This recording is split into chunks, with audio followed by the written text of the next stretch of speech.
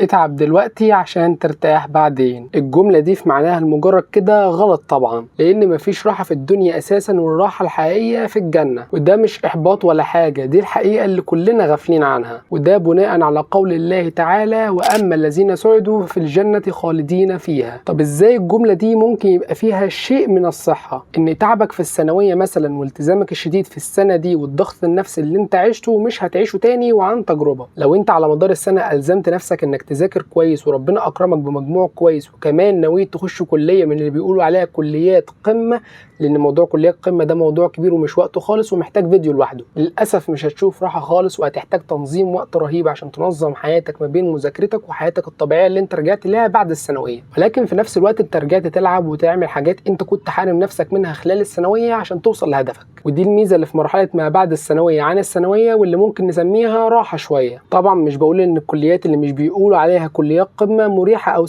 سهل انك تجيب فيها درجات او مش هتضغطك في الوقت او في حياتك عامه. دي كانت فضفضه ما بيني وما بينكم، وتوضيح بسيط او نبذه للي مستنيك بعد الثانويه. بس كده، وبالتوفيق ليكم جميعا. سلام.